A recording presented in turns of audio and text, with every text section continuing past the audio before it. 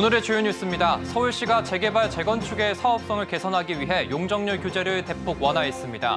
각종 규제나 주민 반대로 개발에 어려움을 겪었던 곳은 인센티브를 확대해주기로 했습니다. 롯데백화점이 롯데몰 수원점을 새 단장한 타임빌라스 수원을 공개했습니다. 백화점과 쇼핑몰을 결합한 복합 쇼핑몰 최강자 자리를 두고 스타필드와의 각축전이 예상됩니다. 삼성전자 반도체 사업의 새 수장을 맡은 전영현 디바이스 솔루션 부문장이 취임사를 통해 경영진과 구성원 모두가 한마음으로 힘을 모아 최고 반도체 기업의 위상을 되찾기 위해 다시 힘차게 뛰어보자고 당부했습니다. 부동산 PF 부실 사업장에 대한 정리가 지지부진했던 저축은행들의 움직임이 달라졌습니다. 저축은행들의 건정성이 악화하고 당국의 경공매 압박이 거세진 탓으로 풀이되고 있습니다.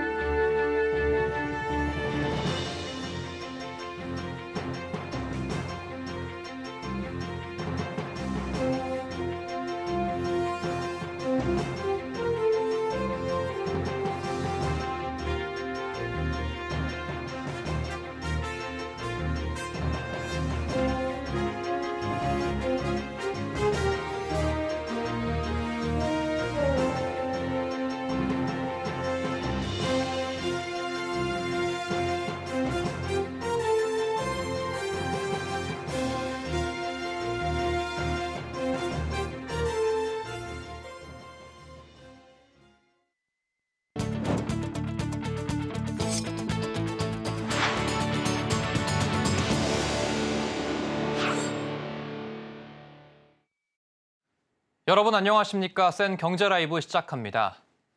서울시가 재개발, 재건축의 사업성을 개선하기 위해 용적률 규제를 대폭 완화했습니다. 또 그간 각종 규제나 주민 반대로 재개발, 재건축에 어려움을 겪었던 곳에 대해서도 공공 지원을 확대하고 인센티브를 줘 도시 개발을 유도하기로 했습니다. 이지영 기자입니다. 서울시가 재개발과 재건축 규제를 확 풀기로 했습니다. 서울시는 오늘 2030 서울특별시 도시주거환경정비 기본계획을 공개했습니다. 용적률을 완화해 재개발과 재건축 사업성을 개선한다는 게 큰 골자입니다. 이는 시가 지난 3월 말 발표한 재개발, 재건축 2대 사업 지원 방안을 구체화한 겁니다. 시는 우선 재개발, 재건축의 사업성을 개선하기 위해 사업성 보정계수를 도입하기로 했습니다. 사업성 보정계수란 쉽게 말해 소형 평형이 많고 땅값이 낮아 분양 수익을 기대하기 어려운 단지의 사업성을 올릴 수 있도록 기존 주택 규모, 지가 등을 보정하기 위한 계수입니다. 이 사업성 보정계수가 커지면 분양주택이 차지하는 비율이 높아져 사업성이 커집니다. 용적률도 완화합니다. 일종 일반 주거 지역은 용적률이 최고 150%인데 이를 200%까지 상향하고 높이 규제가 필로티 포함 4층 이하였던 걸 6층 이하로 열어줍니다. 2종 일반 주거 지역은 기존 용적률 대비 허용되는 용적률이 10%포인트 높았는데 상향폭을 20%포인트로 높였습니다. 준공업 지역은 법정 최대 용적률인 400%까지 받을 수 있습니다. 아울러 시는 각종 규제나 주민 반대로 재개발, 재건축에 어려움을 겪었던 개발 사각지대에 대해서도 공공지원을 확대하고 인센티브를 줘 도시개발을 유도하기로 했습니다. 시는 다음 달 13일까지 이 기본계획에 대해 주민공람을 진행하고 서울시의회 의견을 들어 9월에 해당 내용을 최종 고시할 계획입니다. 서울경제TV 이지영입니다. 롯데백화점이 롯데몰 수원점을 새 단장해 오늘 공개했습니다. 타임빌라스 수원이라는 이름으로 새 도약을 알렸는데요. 수원에서 백화점과 쇼핑몰을 결합한 복합 쇼핑몰 최강자 자리를 두고 스타필드와의 각축전이 예상되고 있습니다. 타임빌라스 수원에 이혜란 기자가 다녀왔습니다. 롯데쇼핑이 복합 쇼핑몰 롯데몰을 타임빌라스로 리브랜딩하며 1호점을 수원에 열었습니다. 2014년 처음 개장한 롯데몰 수원점은 2년여간의 준비 과정을 거쳐 지난해 10월부터 새 단장에 들어갔습니다. 총 485개 매장 가운데 리뉴얼하는 매장은 351개 브랜드, 로에베 뷰티, 랜디스 도넛 등 인기 브랜드를 추가로 도입해 연내 단장을 마무리하고 8월 중 그랜드 오픈할 예정입니다. 이날 현장에선 직원들을 격려하기 위해 타임빌라스 수원을 찾은 정준호 롯데백화점 대표도 볼 수 있었습니다. 지금은 백화점이다 쇼핑몰이다 하는 채널의 경계가 무너지고 있는 시대이기 때문에 조금 더 새로운 경험을 1차적으로 여기를 시도를 해보는 거고요. 또 롯데가 가지고 있는 많은 자산들을 어떻게 활용할까, 기존 점과 신규 자산을 주로 쇼핑몰을 확장하겠다는 계획이 있습니다. 타임빌라스는 롯데 프리미엄 아울렛 의왕점에서 처음 사용했던 이름. 현재는 의왕점 공식 명칭에서 타임빌라스가 빠졌지만 추후 의왕점도 타임빌라스로 전환할 것이라는 설명도 덧붙였습니다. 이로써 타임빌리지 공식 1호점은 수원이 유치하게 됐습니다. 수원 상권은 인구 120만 이상으로 굉장히 좀 큰 상권이고 특히 30대 젊은 구성비가 전국 평균보다 10% 이상 많은 아주 발전 가능성이 높은 상권입니다. 롯데 측은 타임빌라스의 첫 출발인 타임빌라스 수원은 향후 선보일 프리미엄 복합 쇼핑몰의 기준으로 삼을 방침이라며 대구와 인천 송도 지역에도 개점을 검토 중이라고 밝혔습니다. 타임빌라스 수원은 지난 1월 말 문을 연 스타필드 수원 가는 차로 불과 10분 거리. 스타필드 수원은 1호선 화서역 인근에, 타임빌라스 수원은 지하철 한 정거장 떨어진 1호선 수원역에 가깝게 자리 잡고 있어 유통 빅2의 대격돌이 예상됩니다. 서울경제TV 이혜란입니다. 삼성전자 반도체 사업의 새 수장을 맡은 전영현 디바이스 솔루션 부문장이 경영진과 구성원 모두가 한마음으로 힘을 모아 최고 반도체 기업의 위상을 되찾기 위해 다시 힘차게 뛰어보자고 당부했습니다. 전 부문장은 이날 사내 게시판에 올린 취임사에서 최근의 어려움은 지금까지 우리가 쌓아온 저력과 함께 반도체 고유의 소통과 토론의 문화를 이어간다면 얼마든지 빠른 시간 안에 극복할 수 있다고 확신한다며 이같이 밝혔습니다. 전 부문장은 우리가 처한 반도체 사업의 과거와 비교해 매우 어려운 상황이라는 것을 절감하고 있다며 새로운 각오로 상황을 더욱 냉철하게 분석해 어려움을 극복할 방안을 반드시 찾겠다고 강조했습니다. 그는 지금은 AI 시대이고 그동안 우리가 겪어보지 못한 미래가 다가오고 있다라며 이는 우리에게 큰 도전으로 다가오지만 우리가 방향을 제대로 잡고 대응한다면 AI 시대에 꼭 필요한 반도체 사업에 다시 없을 새로운 기회가 될 수 있다고 전망했습니다. 현대자동차 그룹이 전기차 전용 플랫폼 eGMP 출시 이후 전기차 택시 등록 비중이 13배 증가한 것으로 나타났습니다. 한국자동차 모빌리티 산업협회와 현대차 그룹에 따르면 2021년부터 2023년까지 eGMP가 탑재된 현대차 아이오닉 5, 6와 기아 EV6 택시 등록 대수는 총 33,400대입니다. 이 기간 신규 등록된 택시 대수의 30%에 달하는 수치입니다. 또 eGMP 출시 이전 3개년간 전기차 택시 비중이 2.3%였던 것을 고려하면 eGMP 출시 이후 이 비중이 13배가량 증가했습니다. 전기차 택시로 가장 많이 등록된 차종은 14,804대의 아이오닉 5로 집계됐습니다. 이어 EV6와 아이오닉 6가 뒤를 이었습니다.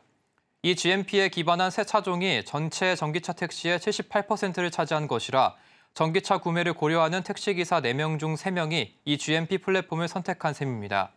한 택시기사는 2021년 9월 EV6를 출고해 2년 8개월간 31만 킬로미터를 운행했는데 배터리 수명이 97.3%를 기록했다고 밝혔습니다.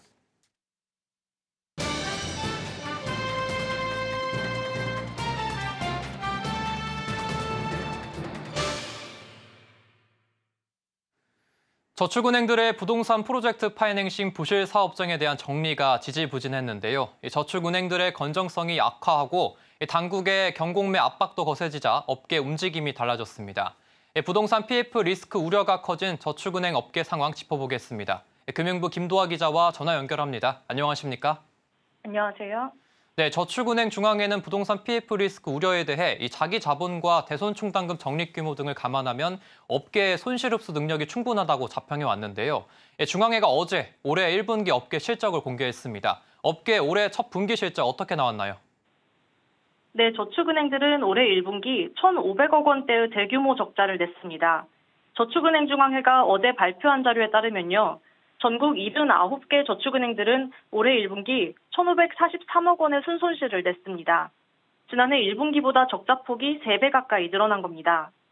저축은행의 1분기 이자이익은 총 1조 4,088억 원으로 지난해 동기보다 175억 원 증가했는데요. 하지만 수신규모 축소에 따라서 이자 비용이 줄면서 생긴 수익으로 불황형 흑자인 셈입니다. 저축은행의 1분기 대손충당금 전입액은 1조 2,292억 원으로 지난해 같은 기간보다 1,326억 원 증가했습니다. 문제는 연체율입니다. 저축은행의 올해 1분기 연체율은 8.8%로 지난해 1분기보다 3.74%포인트 급증했습니다. 1년 만에 2배 가까이 치솟은 겁니다. 특히 지난해 12월 말 연체율은 6.55%로 불과 3개월 만에 2.25%포인트 상승했는데요. 연체율 상승 속도가 급격히 빨라진 걸 볼 수 있습니다. 구체적으로 보면 기업 대출 연체율은 11%, 가계대출 연체율은 5.25%로 지난해 말보다 각각 3.52%포인트, 0.24%포인트 올랐습니다. 고정이하 여신 비율은 10.32%로 지난해 말보다 2.59%포인트 상승했습니다. 유동성 비율은 227.27%, 대손충당금 적립률은 112.99%로 나타났습니다. 중앙회는 전반적으로 건전성이 악화되고 있는 상황이지만 대손충당금 적립률과 손실 흡수 능력을 감안하면 충분히 관리 가능한 수준이라고 밝혔습니다. 저축은행 중앙회는 충분히 관리 가능한 수준이라고 했지만 평가 기관들은 저축은행들의 체력이 충분하지 않다고 보고 있다고 하던데요. 네, 신용평가사들은 부동산 PF 부실 우려가 확대되면서 저축은행들에 대한 신용등급과 신용등급 전망을 잇따라 하향 조정하고 있습니다. 한국기업평가는 최근 OK저축은행의 신용등급을 한 단계 낮췄습니다. 올 들어서만 저축은행 8곳의 신용평가가 악화한 겁니다. 현재까지 신용등급이 강등된 저축은행은 OK저축은행과 페퍼저축은행, 바로저축은행 등 3곳이고 신용등급 전망이 하향된 곳은 다울저축은행과 대신저축은행, 에큐온저축은행, KB저축은행, JT친해저축은행 등 5곳입니다. 저축은행의 신용등급 하락 원인은 부동산 PF로 인한 건전성과 수익성 악화 때문이라는 분석이 나옵니다.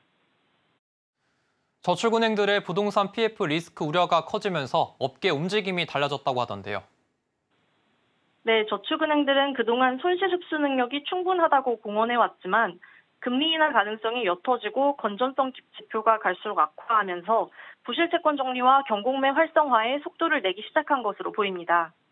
저축은행 중앙회는 저축은행의 부실 PF 채권 정리를 위해서 업계 자체적으로 2차 펀드를 2천억 원 수준으로 조성할 계획이었는데 PF 부실 자산을 적극적으로 정리하기 위해 조성 금액과 참여 대상을 확대했다고 설명했습니다. 2천억 원 규모의 2차 펀드 조성 계획을 밝힌 지 보름 만에 1,500억 원을 증액해 3,500억 원 수준으로 2차 펀드를 추진 중이라고 밝힌 겁니다. 펀드 조성에 참여하는 저축은행도 기존 22개사에서 27개사로 늘었습니다. 아울러 지지부진했던 저축은행의 PF 사업장 정리에도 속도가 붙었습니다. 저축은행들은 그동안 금융당국의 부실채권 압박에도 시장 가격이 너무 낮다는 이유로 차라리 만기를 연장하면서 금리 인하까지 버티겠다는 태도였는데요. 금리 인하 기대감이 낮아지고 당국이 경공매 활성화 방안을 시행하는 등 압박이 거세지자 태도가 바뀌었습니다. 경공매 활성화 방안에 따라 저축은행들은 6개월 이상 PF 대출이 연체되면 3개월마다 의무적으로 경공매를 실시할 수밖에 없습니다. 이전에는 대출 원금보다 할인된 가격으로 경공매를 진행하지 않으려고 버텼지만 3개월마다 경공매를 진행하게 되면서 가격 할인도 감수하는 은행들이 생겼습니다.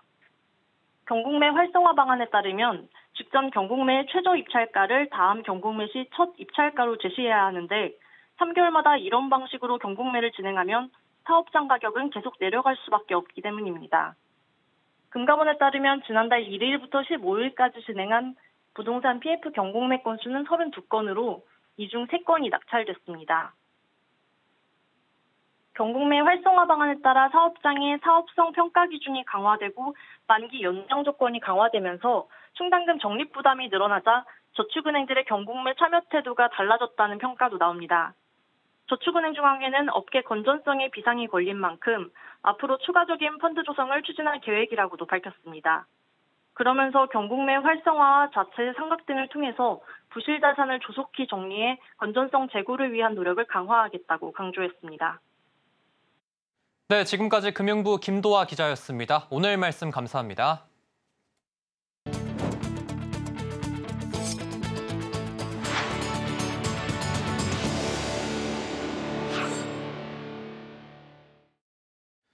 한국무역보험공사가 어제 해외 프로젝트 정보 교류와 수주 활성화를 위한 광화문 포럼을 개최했습니다. 지난 2008년 첫 회를 시작으로 무보가 매년 주최하고 있는 이 포럼은 수출기업과 금융기관, 법무법인 등 해외 프로젝트 관계자들이 한자리에 모여 사업 경험과 시장 정보를 공유하는 소통의 장으로 자리 잡았습니다. 이날 행사에는 2차 전지 등 신산업 및 플랜트 설계, 건설 등 다양한 분야의 수출기업을 비롯해 국내외 금융기관, 국제금융공사, 국제투자보전기구 등 해외 프로젝트 전문가 130여 명이 참석했습니다. 무보는 올해 해외 우량 발주처에 대한 천재적 보증 제공을 비롯해 프로젝트별 맞춤형 금융 지원, 대규모 프로젝트의 경우 수주 협상 단계에서부터 정책금융 패키지 지원 등을 통해 지난해 달성한 역대급 수출 지원 기조를 이어간다는 계획입니다. LS전선 자회사 LS에코에너지가 전력 통신 케이블 사업을 확대하고 해저 케이블과 히토류 연구자석 사업을 신성장 동력으로 육성하기로 했습니다. 7천억 원 하는 매출을 2030년 1조 8천억 원으로 성장시킨다는 포부인데요. 김효진 기자입니다. LS전선 자회사 LS에코에너지가 2030년까지 매출 규모를 지금의 2.5배로 키우겠다는 중장기 성장 전략을 내놨습니다. 전력망 수요가 폭발적으로 증가하는 전기화 시대를 맞아 전력, 통신 케이블 사업을 확대하고 해저 케이블과 히토류 연구자석 사업을 신성장 동력으로 육성한다는 방침입니다. 초고압 전선 사업의 유럽 및 북미 지역의 수출 전개를 확대해 나가고요. 해저 케이블 투자를 검토하고 있습니다. 연구자석 생산의 밸류체인을 구축하기 위해서 베트남에서 30년 경험을 바탕으로 히토류 산암을 공급을 책임지고 이를 통해 지난해 7천억 원 규모였던 매출을 2030년 1조 8천억 원으로 확대하겠다는 포부입니다. LS에코에너지는 베트남을 넘어 북미, 유럽 지역으로 글로벌 전력, 통신 케이블 사업을 확대할 계획입니다. 유럽 초고압 케이블 시장 공략을 위해서는 LS전선과 손잡고 해외 생산법인과 영업망을 활용해 주력 제품을 판매하는 크로스셀링 전략을 펼치기로 했습니다. 전 세계적으로 앞으로 15년 이상 대규모 전력 수요가 예상된다는 판단에 따른 겁니다. LS에코에너지는 유럽과 아시아, 북미를 중심으로 풍력 발전 용량이 급증할 것으로 보고 해저 케이블 사업을 현지화해 이들 지역을 공략한다는 계획입니다. 전기차, 풍력 발전, 인공지능, 반도체 등 네오디뮴 연구 자석을 활용하는 분야의 성장에 따라 히토류 사업도 확장하기로 했습니다. 중국 다음으로 히토류 매장량이 많은 베트남을 기반으로 탈중국화한 연구자석 밸류체인을 구축한다는 보관입니다. 서울경제TV 김효진입니다. 최태원 SK그룹 회장이 노소영 아트센터 나비관장에게 이혼에 따른 재산 분할로 1조 3천억 원이 넘는 금액을 지급하라고 항소심 법원이 판결했습니다. 서울고법 가사 2부는 오늘 최 회장과 노 관장의 이혼 소송에서 원고가 피고에게 위자료 20억 원, 재산 분할로 1조 3,808억 원을 지급하라고 판결했습니다. 앞서 1심이 인정한 위자료 1억 원과 재산 분할 665억 원에서 대폭 늘어난 금액입니다. 재산 분할은 현재까지 알려진 역대 최대 규모입니다. 재판부는 노 관장이 SK그룹의 가치 증가나 경영 활동에 기여가 있다고 봐야 한다며 최 회장의 재산은 모두 분할 대상이라고 밝혔습니다. 최 회장이 보유한 SK 주식은 분할 대상이 아니라는 1심 판단도 뒤집은 겁니다. 재판부는 또 노태우 전 대통령이 최종현 전 회장의 보호막이나 방패막이 역할을 하며 결과적으로 SK그룹의 성공적 경영 활동에 무형적 도움을 줬다고 판단한다고 덧붙였습니다. 한편 이날 주식도 분할 대상이라는 법원 판단이 나오면서 SK 주가는 강세를 보였습니다. 향후 경영권 분쟁 가능성이 부각되면서입니다. 유가증권 시장에서 SK 주가는 전일 대비 9.26% 오른 15만 8,100원에 장을 마쳤습니다. 금융감독원이 오늘 국내 은행 지주사와 은행의 건정성 지표인 국제결제은행 BIS 기준 자본 비율을 발표했습니다. 올해 1분기 홍콩 H지수 ELS 자율배상 영향으로 BIS 기준 자기자본 비율이 전분기 말 대비 소폭 하락한 것으로 드러났습니다. 이연아 기자입니다. 금융감독원이 오늘 발표한 은행 지주사와 은행의 BIS 기준 자본 비율 현황에 따르면 자기 자본 비율이 전분기 대비 소폭 하락한 것으로 드러났습니다. 지난 3월 말 기준 은행의 BIS 기준 총 자본 비율은 전분기보다 0.1%포인트 하락한 15.57%로 집계됐습니다. BIS 기준 보통주 자본 비율은 12.93%, 기본 자본 비율은 14.26%로 전분기 대비 각각 0.08%포인트, 0.04%포인트 하락했습니다. 단순 기본 자본 비율은 6.6%로 전분기 대비 0.01%포인트 상승했습니다. 위기 상황에서 손실 흡수 능력을 보여주는 핵심 지표인 보통주 자본 비율은 은행별로 살펴보면 시티은행과 SC제일은행, 카카오뱅크가 14% 이상으로 가장 높았고 토스뱅크, KB국민, 신한은행이 13% 이상으로 비교적 높은 수준을 기록했습니다. 현재 당국의 규제 비율은 보통주 자본의 경우 7% 수준입니다. 총 자본 비율 부문에서는 KB국민, 신한, 하나, 농협, 우리은행과 시티, 카카오, SC제일은행이 모두 15%를 상회하며 안정적 수준을 기록했습니다. 금감원은 올해 1분기 홍콩 H지수 ELS 자율배상으로 자본이 감소하고 위험가중자산이 증가함에 따라 은행의 자본 비율이 소폭 하락한 것으로 분석했습니다.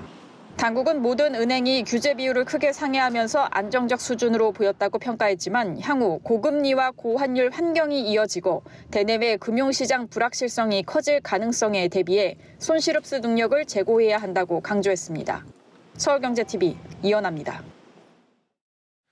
한미약품그룹 창업주 일가인 송영숙 회장과 3명의 자녀들이 합심해 상속세 문제를 해결해 나가기로 했다고 오늘 밝혔습니다. 또 주주가치 제고를 위해 취득 및 배당도 적극적으로 검토해 나갈 계획이라고 덧붙였습니다. 앞서 고 임성기 회장이 2020년 8월 별세하면서 가족 4명에게 5,400억 원의 상속세가 부과됐습니다. 현재 2,600억 원 이상이 남아있는 상태입니다. 올해 상속세 납부분은 연말까지 납부 기한을 연장한 상황입니다.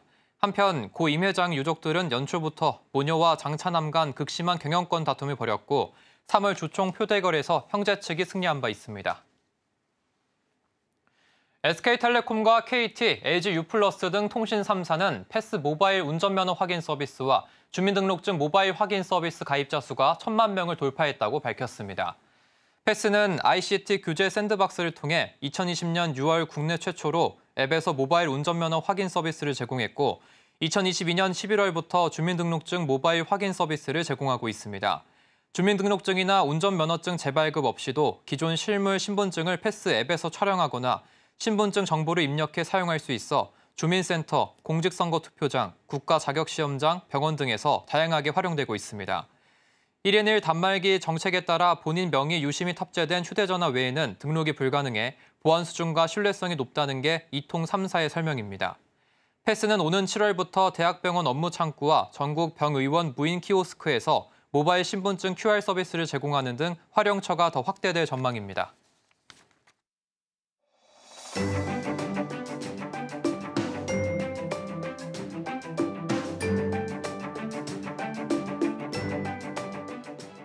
안녕하세요. K웨더 라이프스타일 예보 박성훈입니다. 오늘 전국 대부분 지역의 하늘에는 구름이 많았는데요. 제주는 흐리고 오늘 밤에 비가 내리기 시작해 내일 새벽까지 5mm가량 비가 오겠습니다. 내일도 전국 하늘은 흐리거나 구름이 많겠습니다.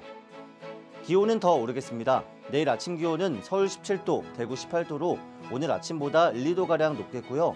한낮 최고 기온도 더 올라서 서울 26도, 남부지방 대구는 30도까지 올라 덥겠습니다.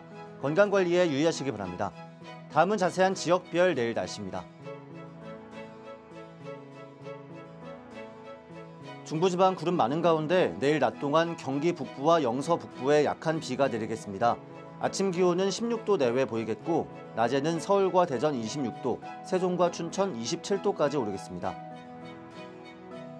동해안 지방 구름 많다가 속초와 강릉은 저녁부터 흐리겠습니다. 속초와 울진 15도로 아침을 시작해 낮 기온은 강릉 24도가 되겠습니다. 남부지방 제주는 새벽에 비가 그치겠고 그 밖의 지역은 흐리다가 점차 개겠습니다. 전주 16도, 부산 18도로 아침을 맞이하겠는데요. 한낮 최고 기온은 광주 27도, 대구 30도로 덥겠습니다. 전해상 흐린 가운데 남해상에는 비가 내린 후 개겠습니다. 물결은 잔잔합니다. 당분간 전국이 흐리거나 구름 많겠는데요. 토요일 경기 동부, 강원 영서, 충북 북부와 경북 북부에 소나기가 지나겠고 일요일에는 강원 영동과 경북 북부 동해안에 비가 오겠습니다. 날씨였습니다. 이상으로 센 경제 라이브 마칩니다. 함께해 주신 여러분 고맙습니다.